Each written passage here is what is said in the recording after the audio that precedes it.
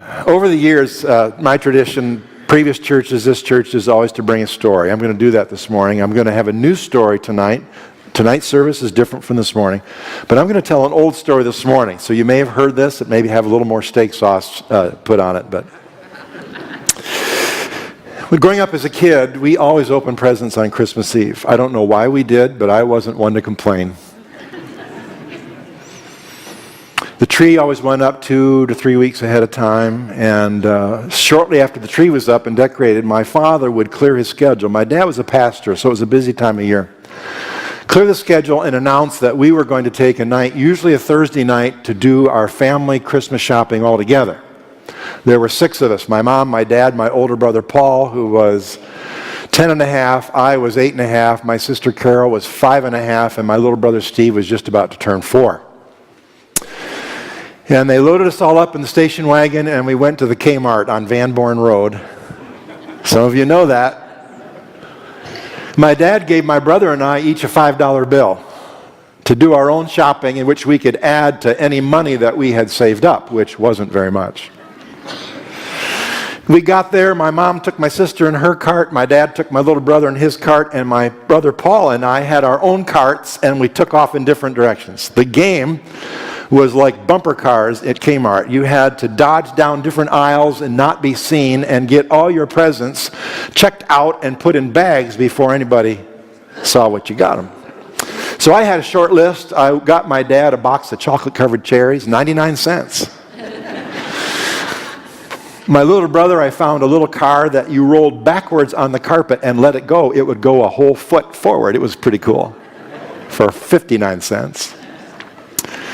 I found a doll for my sister. It was a little doll, came with a baby bottle, and you filled the bottle with water, and you fed the baby through the hole in her mouth, and it all went out the other end. I thought she'd love that. That was pretty cool. But that was $1.19, set me back. My older brother was harder to purchase gifts for. Over the years, it seemed like we were always getting each other the same thing. The year before, we bought each other 45 RPM records. Anybody remember those? I bought him a Bat Masterson record. It was a TV show, some of you remember, from the Old West, although Bat Masterson was not like a cowboy. He wore a 3-piece suit and a derby hat and a cane, and he pulled out a Derringer, and he would shoot the guns out of the hands of bad guys. And the record was the theme song. Anybody know it? Once when the West was very young. Come on now. There lived a man named Masterson. He wore a cane and derby hat. His name was Bat Masterson. Pretty cool record. Rob and I know.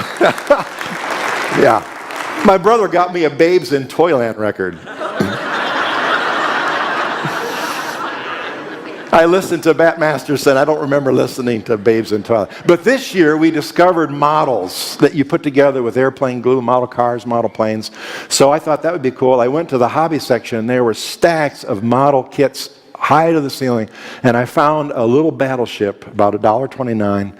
I thought he'd like that, a model battleship. So I got that. Last present was from my mother. She was the hardest one of all to buy for. What do you get a woman who has everything?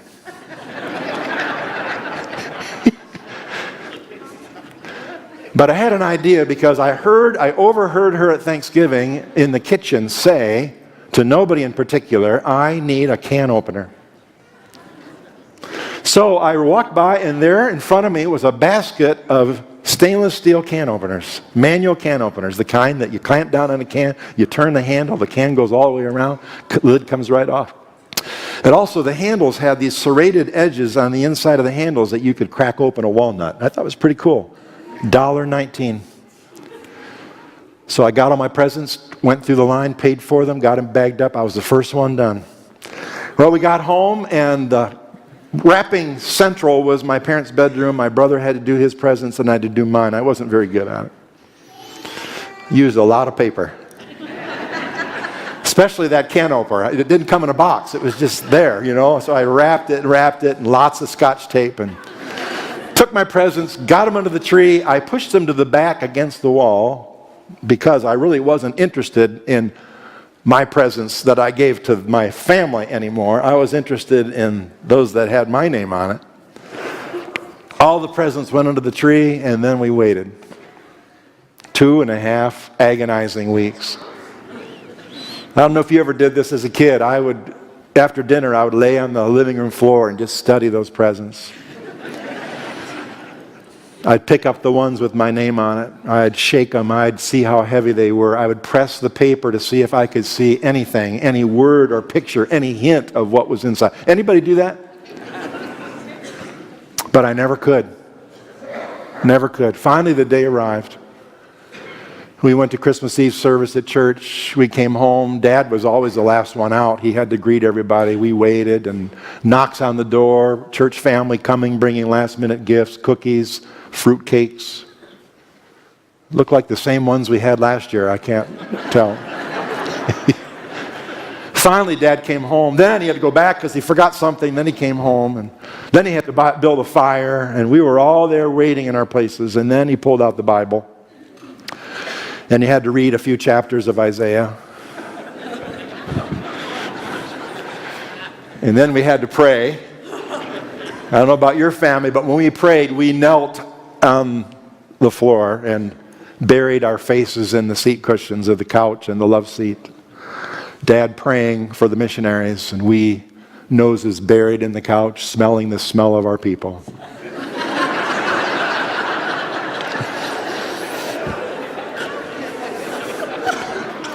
Dad finally, amen, we were done. My brother, the oldest, was appointed to be Santa Claus, so he started distributing gifts.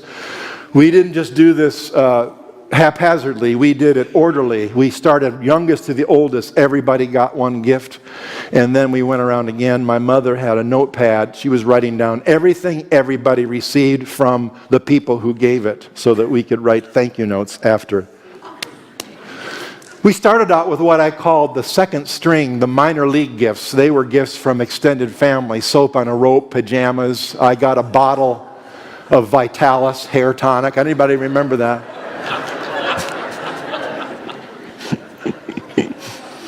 Then we got to the gifts that the kids we got each other, and got to my older brother Paul. And you can't be Santa Claus to yourself. There's no such thing as an auto Claus. So I had to reach under the tree way back by the wall to grab the present from my brother, and I reached for it, and it felt warm. And I picked it up. It had sitting on top of the register. And I didn't think much about it till I gave it to him, and he opened it, model battleship, and then he opened the box to see how many pieces were in there. And he pulled out the hull of the battleship, and it was melted. It was bent. It looked like it had been through a thermonuclear war. He looked at it, he looked at me, and he put it back in the box, and I'm sure he just kind of tossed it aside. And I don't know if anybody heard it, what he said, but I heard it. I read his lips. He said, "Stupid present." And he was right. It was a stupid present. I was stupid. How was I thinking? Put it on top of the register for 2.5 weeks. Kmart was never going to take that back. All that good money gone to waste. Well, it went around again, and then Paul reached for a present. It was a box about this size to my mother. He says, "This is from Dad."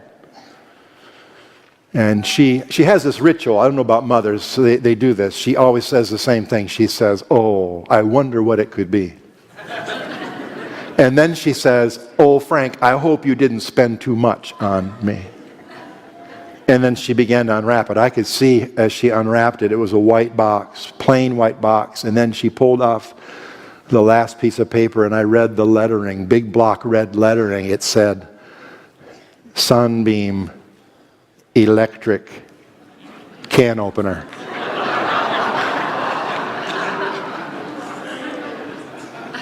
She said, "Oh, Frank, you knew what I needed. You knew exactly what I needed." And she opened it up. It pulled out. It was magnificent. You put a can on there. You clamp down on the handle. You hit a button, and the can goes around all by itself. It comes off clean. It even had this little thing, a slot, with a razor blade, you would take a bag of potato chips and go in there and take the top right off.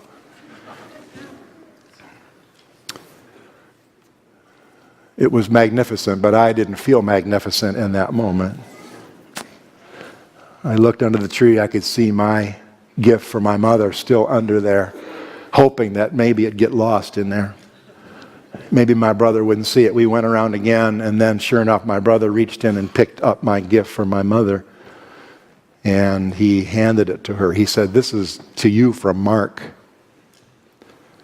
I held my breath. It took her a while to unwrap it. It was a lot of paper.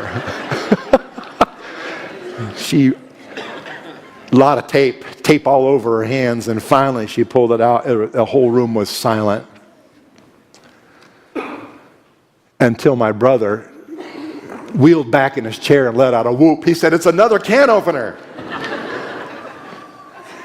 And then she looked at me and she smiled, and as mothers are really good at doing, she said, "Oh, Mark, you knew what I needed."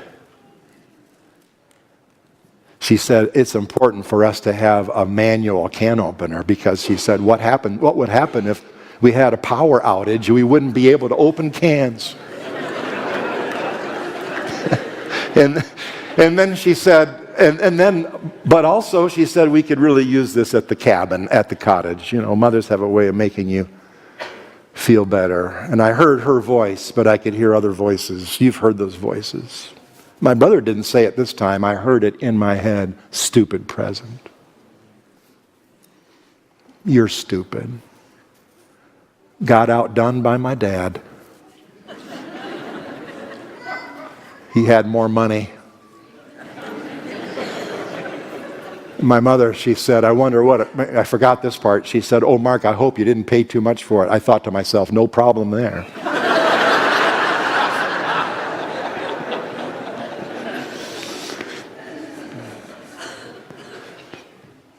It was embarrassing.